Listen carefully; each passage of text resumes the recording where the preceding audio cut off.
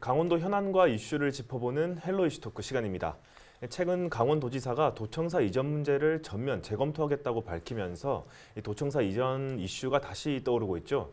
지난 시간 정재용 강원도의회 사회문화위원장을 통해서 당초 계획대로 강원도청사를 캠프페이지로 이전해야 한다는 주장을 살펴봤는데요. 오늘은 강원도청사 신축 문제 전면 재검토가 필요하다는 의견도 짚어보고자 합니다. 강원도의회 임미선 의원 스튜디오에 나와 계십니다. 안녕하십니까? 네, 안녕하세요. 강원도청사를 신축해야 한다는 건 여야를 떠나 공감하는 내용일 텐데요. 지난 강원도정에서 결정한 캠프페이지 부지를 김진태 강원도지사께서 전면 재검토하겠다고 밝혔는데 의원님께서도 전면 재검토 필요성에 공감을 하시는 거죠? 네, 그렇습니다. 도청사 신축 이전 재검토 논의는요, 지난 지방선거 과정에서도 춘천 시민을 포함한 많은 도민분들이 네네. 그 문제 제기와 함께 여러 의견을 제시해 주셨는데요. 부지 재검토는 그 절차상의 문제로 원점에서 다시 논의되는 것이기 때문에 캠프 페이지의 전면적인 배제가 아닌 캠프 페이지를 포함한 춘천시 전역의 그 부지 검토 대상이 네네. 된다는 것에 초점을 맞추셔야 합니다. 지난주 김진태 지사께서도 도청사 이전 부지에 관한 전면 검토와 후보지를 심사하는 그 로드맵을 밝히셨는데요. 이달 중 그 다양한 분야의 민간 전문가들을 공개를 해서 총 17명의 네네. 강원도 신청사 건립부지선정위원회가 구성이 되고요. 네. 그 여러 후보지에 대한 용역을 실시해서 공청회 등을 두루 거친 후에 네네. 올해 연말쯤 최종 선정을 그 목표로 하고 있는 것으로 알고 있습니다. 네, 그렇다면 지난 도정에서 춘천 지역구 국회의원인 허영 의원이 이 내용을 제안을 했고 춘천시와 강원도가 이를 받아들이는 형태로 신축 부지가 발표가 됐었는데 이러한 발표 과정, 절차상의 문제가 있었다고 판단을 하시는 겁니까? 한마디로 말해서 졸속 결정이었죠. 네네. 첫 번째는 그 최문순 전 지사께서 임기가 몇 개월 남지 않은 시점에 허영 국회의원, 이재수 전 춘천시장과 함께 그 캠프 페이지를 시민 공원으로 조성해서 춘천 시민들의 품으로 다시 돌려드리겠다라는 기존 약속을 일방적으로 파기한 것이고요. 네네.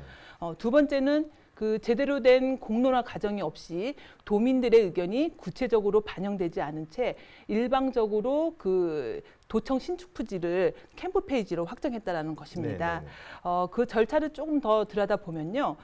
도유지인 현 청사 부지하고 시유지인 캠프 페이지 부지를 서로 교환하는 네네. 그런 형태로 계획되다 보니까 다른 부지에 대한 선택의 여지가 사실상 없었던 것이죠. 그렇다 보니 별도의 부지 선정위원회를 둘 필요도 없었고 그리고 여론조사를 또 했다고는 하지만은 그 질문 또한 그 캠프 페이지에 도청사를 신축하는 것에 대해서 어떻게 생각하느냐라는 그 제한된 내용으로 사실 네, 여론조사가 네, 네. 이루어진 것이기 때문에 과연 그것이 그 춘천 시민들의 어떠한 그 구체적이고 정확한 의사가 반영되었겠느냐가 문제 제기가 계속되고 있는 것입니다. 알겠습니다. 그렇다면은 지난 시간 강원도지사의 전면 재검토 결정에 반박하는 인터뷰를 진행을 했었는데 이 정재용 의원께서는 최문순 전 강원도지사가 여론 수렴 절차를 밟아서 이 다양한 측면을 고려한 결정을 내린 것이고 이 공론화 과정 없이 같은 소속의 도지사, 시장, 국회의원들이 이 결정했다는 주장이 오히려 편파적이고 정파적인 입장에 매몰된 주장이다라는 이런 의견을 제시를 하셨어요. 이 부분은 어떻게 받아들이시겠습니까? 저는 그렇게 생각하지는 않습니다. 여론 수렴 절차를 거쳤다고는 하지만은 세 번의 토론회는 부지 확정 발표 직전에서야 네네. 진행이 되었고요. 그 내용 또한 여론조사와 마찬가지로 그 캠프 페이지로 한정을 해서 다루어졌습니다. 그리고 이래의 방송 간담회가 있었다고는 하는데요. 네네. 전 춘천시장과 현 국회의원만이 출연을 해서 진행이 되었기 때문에 과연 여론 수렴 절차가 투명하고 공정하게 진행되었겠느냐가 의문이라는 것이죠. 네네. 도청사 신축 이전 문제는 정쟁이나 어떠한 정치적 의도를 가지고 해석되어서도 해결되어서도 안 되는 문제입니다.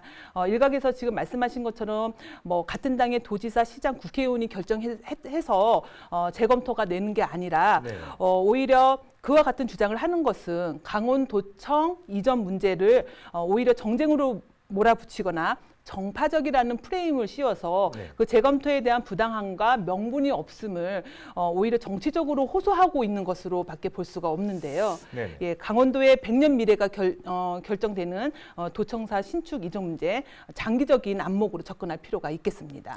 알겠습니다. 그 현재 김진태 도지사가 도청사 이전 비용을 국비 지원을 통해 해결하겠다라고 밝혔어요.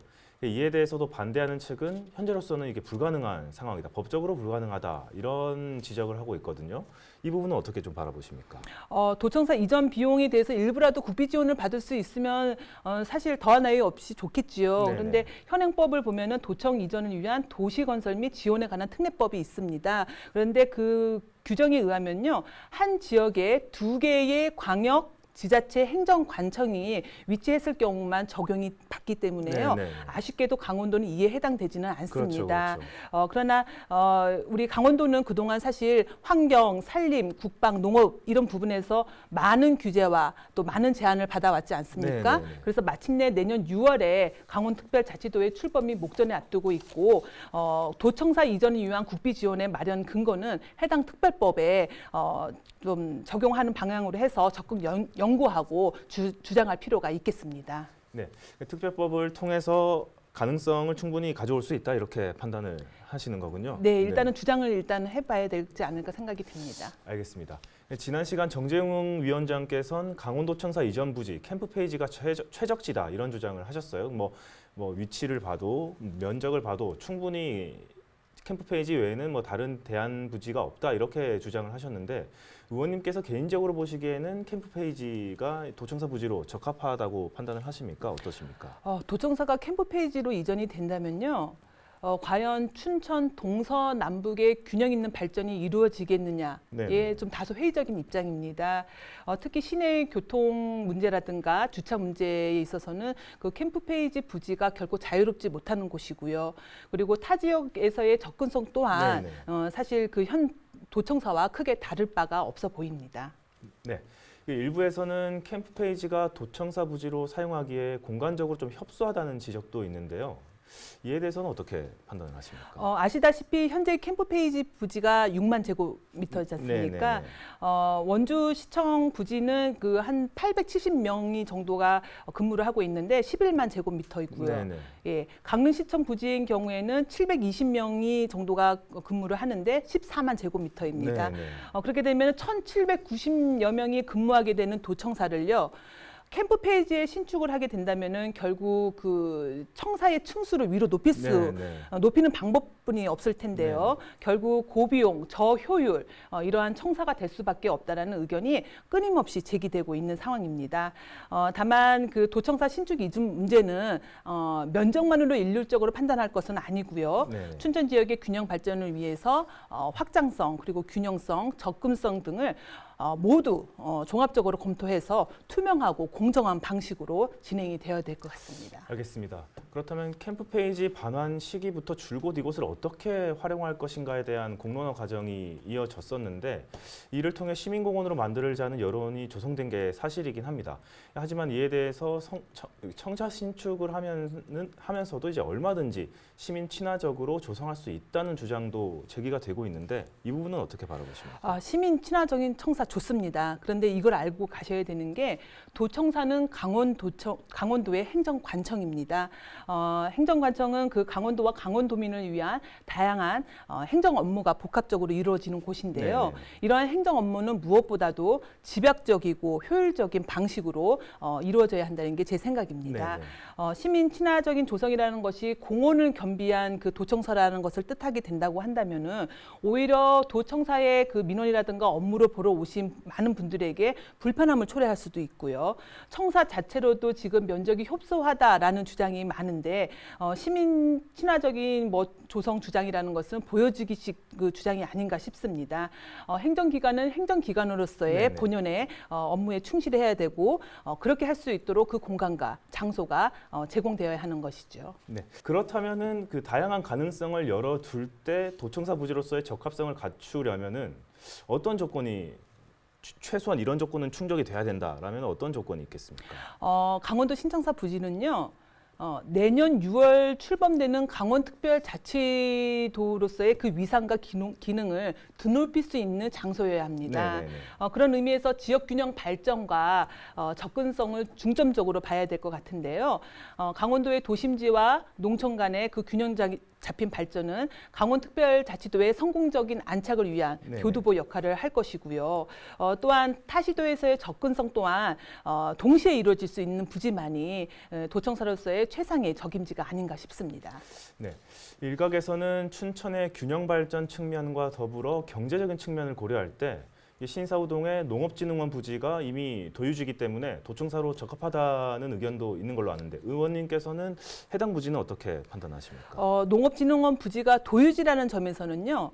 사업비 절감 차원에서는 결코 나쁘지는 않은 그 조건이기는 합니다. 네네. 다만 제가 더 이상 좋다 나쁘다에 대해서 구체적으로 언급할 부분은 더 이상은 아닌 것 같고요. 네. 앞으로 다양한 분야의 그 전문가들로 구성된 부지선정위원회에서 해당 그 부지에 대한 용역과 공청회, 세미나 등을 두루두루 거쳐서 신청사 권리 적임지를 결정할 것으로 생각이 됩니다. 알겠습니다.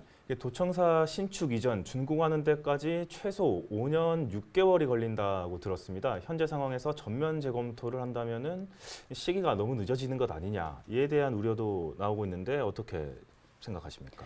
도청사 이전 문제로 인한 지역의 갈등과 분열을 사실 막기 위해서는요, 속도도 사실 중요하긴 합니다. 네네. 근데 무엇보다도 그 도청사 이전 그 방향성이 중요하다고 생각이 되는데요.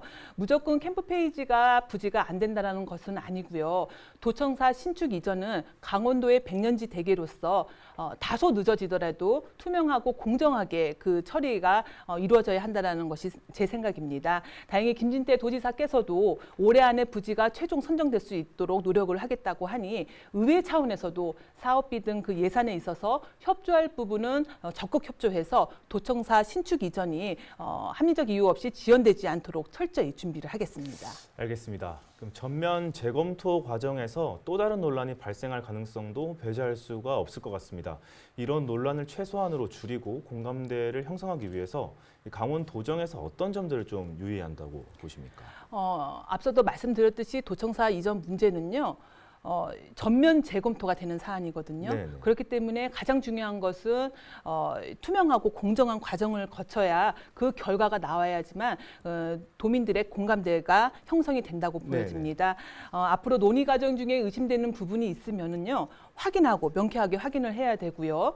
특히 재검토로 인해서 그 캠프 페이지 인근의 지역 주민들의 그 갈등과 분열이 더 이상 발생되지 않도록 신경을 써야 될 것 같고요. 거듭 말씀드렸지만 절차에 흥결 없이 네네. 공정한 절차가 이루어져야지만 도민분들의 충분한 지지와 공감을 얻을 수 있을 것 같습니다. 네. 관련 문제에 대해서 한 가지만 더 짚고 넘어가 보도록 하겠습니다. 최근에 이제 지역 언론에서도 한 차례 정도 다뤄진 것 같긴 한데 그 이제 부지 선정위원회의 위원회 구성을 두고 이제 춘천시 관계자가 전혀 들어가 있지 않다. 춘천시에 지어지는 건데 춘천시청 관계자들이 없다는 거는 좀 형평성이 맞지 않는 거 아니냐? 아니요, 그거는 아직 정해진 건 아닌 것 네네. 같고요. 그 김진태 지사께서도 춘천시의 어떤 그 지역 주민들이 관계자분들이 그 부분에 대해서는 부지선정위원회 선정되는 것에 대해서 막지는 않는 네네. 상황인 것을 알고 있습니다. 그래서 공개 모집을 해서 다양한 분야의 전문가들 구성된다고 하니 좀 지켜봐야 될 것 같습니다. 알겠습니다. 앞으로도 이 문제는 많은 분들이 관심을 가지고 지켜보실 것 같은데요. 이번에는 의원님 개인적인 이야기도 좀 해보고 싶습니다. 이제 비례대표 의원으로 강원도의회에 처음 입성을 하셨어요. 앞서 잠시 언급했지만은 이제 변호사 출신이시거든요. 강원도의회에서는 변호사 출신 의원이 처음이라고 하는데. 네, 맞습니다. 네, 어떠십니까? 타시도의 광역의회, 기초의회인 경우에는 변호사 출신의 의원님들이 몇 분 계시는 걸로 알고 있는데요. 강원도의회는 제가 현직 변호사로서는 올해 제 11대 강원도의회에 처음으로 입성을 했다고 합니다. 제가 올해 15년 차 변호사인데 비례대표 의원으로 선출된 만큼 비례대표의 그 취지에 맞춰서 변호사로서의 전문성과 그 경험, 능력을 최대한 살려서 강원도와 강원도 의회 발전에 크게 이바지를 하고 싶습니다. 알겠습니다. 제11대 강원도의회가 개원을 하면서 원구성을 마치고 각 상임위원회를 진행을 하기도 했습니다. 이제 실제 의원이 된 후 활동을 해보시니까 생각했던 것과 좀 다른 점이 좀 있습니까? 어떻습니까? 일단 제가 예상했던 것보다는 시간이 많이 부족하다는 그렇던가요? 것을 네. 생각이 드는데요. 회기 중에는 더 그렇고요. 그래서 각종 안건에 대해서 좀 뭐 내용이라든가 또 아니면 법과 조례를 좀 꼼꼼하게 좀 살펴보고 싶은데도 사실 도의원으로서는 그 지역 행사라든가 네. 또 뭐 교육에 또 참여를 해야 되고요. 또 여러 주민분들의 그 애로사항이라든가 네, 민원 네. 등을 또 같이 논의하고 해결해야 되는 시간을 또 가져야 되거든요. 그래서 요즘 사실 사법시험을 준비할 때처럼 시간을 쪼개서 공부하고 또 의정 활동을 하고 있는 상황입니다. 변호사 활동을 하실 때랑 비교해 보시면 어떠십니까? 어떤 게 좀 더 바쁘신 것 같으세요? 뭐 둘 다 바쁜 점은 있는데 네. 지금 의정 활동을 하는 것이 조금 더 바쁜 것 같습니다. 예. 알겠습니다. 앞으로도 계속 더 애를 써 주셔야 될 테니까 특히 이제 변호사 출신이시기 때문에 지방의원이 중요한 역할인 조례 활동에 대한 자신감을 좀 가지고 계실 것 같아요. 아무래도 조례 제정이라든지 법리 해석이라든지 이런 부분에 대해서 의원께서 준비하시는 첫 조례안은 어떤 것을 좀 준비하고 계십니까? 여러 방향으로 좀 생각하고 있는 부분이 있기는 한데요. 실제 조례 제정까지 이루어지는 것이 상당히 어렵다라는 것을 좀 깨닫고 있는 요즘입니다. 그 이유가 왜 그런 거 하니 법의 미비로 인해서 위임 규정이 없어서 조례를 제정할 수가 없는 경우도 있고요. 네네. 그리고 조례가 아닌 규칙으로도 해결이 될 수 있는 경우가 있어서 그 조례가 실제 만들어지기까지는 상당한 시간과 네네. 또 어떠한 그런 다른 모든 절차적인 부분이 필요한 부분이 많다는 것을 네네. 깨닫고 있는데요. 저는 조례를 무작정 많이 만들기보다는요. 도민분들의 실생활에 필요하고 현실적인 내용의 조례를 좀 꼼꼼하게 찾아서 만들고 싶다라는 생각이고 요즘 제가 검토하고 있는 내용 중에 하나는요. 제가 기획행정위원회 위원이거든요. 그래서 강원특별자치도의 규제 개혁과 관련을 해서 접견 지역의 실태와 그리고 군부대의 유휴지라든가 불용지를 실질적으로 활용할 수 있는 방안을 좀 살펴보고 있습니다. 관련법이 현재 발의된 상황이라서 하니까 아직은 시간이 조금 더 필요한 것 같습니다. 알겠습니다. 많은 연구와 활동 좀 부탁드리겠습니다. 이외에 앞으로 강원도 의원으로서 관심을 가지고 해결하고 싶은 현안이 있다면 어떤 걸 한번 꼽아 보시겠습니까? 변호사 활동을 하면서 제가 평소에 느꼈던 점이요. 강원 도민분들이 그 도나 지자체를 상대로 해서 공익소송에 해당이 되는 사건을 진행하다가 패소한 경우까지 네네. 그 경우까지 소송 비용을 부담을 하게 하는 것이 과연 적절한지에 대한 네네. 의문을 많이 들어서 요즘 외국의 입법례 등을 살펴보고 있는 상황이고요. 네. 그리고 또 한 가지는 매년 증가하고 있는 그 노인학대 문제와 그리고 성인법 못지않게 심각해지고 있는 소년 사건에 대해서 강원도와 의회 차원에서 해결할 수 있는 방법이 없는지를 검토하고 있는 중입니다. 알겠습니다. 첫 변호사 출신 강원도원이라는 타이틀을 갖게 되셨어요. 말씀드렸지만 앞으로 강원도원으로서 가지고 싶은 또 다른 타이틀이 있다면 어떤 게 있을까요? 제가 본의 아니게 최초라는 타이틀을 현재까지 2개를 가지게 되었는데요. 하나는 강원대학교 그 개교 이래로 최초의 사법시험 출신의 여성 변호사이고요. 두 번째는 바로 최초의 변호사 출신 강원도 의회 의원입니다. 네네. 두 번째 타이틀은 존경하는 우리 강원도민분들이 만들어주신 타이틀인데요. 당분간은 최초의 그 또 다른 무언가를 만들기 위해서 애쓰기보다는 현 강원도 의회 의원으로서의 맡은 역할과 책임을 다하고자 합니다. 앞으로 일 잘하는 도민들과 늘 소통하는 도의원이 되기 위해 초심을 잃지 않고 진심을 다하겠습니다. 알겠습니다. 마지막으로 한 가지 가벼운 질문 하나 좀 드려보겠습니다. 네. 변호사 출신이시라고 하니까 최근에 이제 이상한 변호사 우영우가 상당히 인기가 많지 않습니까? 네. 보셨는지는 모르겠는데 어떻게 좀 바라보시고 계십니까? 변호사 출신으로서 드라마 내용을 보시면. 제가 즐겨보고 있는 드라마 중에 하나인데요. 이 우영우 변호사 같은 경우에는 실제 그 의뢰인들을 위한 적극적인 그 변호 활동, 그러니까 남들이 보기에는 평범하게 다른 그 변호사들이 접근하지 못했던 그런 부분을 다른 방향으로 생각해서 실제적으로 도움이 될 수 있는 방향으로 연구해서 그게 또 우리 그 시청자들한테 많은 감흥을 좀 주고 있는 것으로 보여지는데요. 저도 그것을 보면서 열심히 우리 의뢰인들을 위해서 신금을 울리는 그런 변호 활동을 해야겠다라는 생각을 해보게 되었습니다. 알겠습니다. 의원님께서도 의정 활동을 하시면서 이제 소위 말하는 대박을 칠 수 있는 의원님이 되시길 한번 기대를 한번 해보겠습니다. 열심히 하겠습니다. 임미선 강원도 의원과 함께한 헬로 이슈 토크 여기서 마치겠습니다. 네, 오늘 말씀 감사합니다. 네, 감사합니다.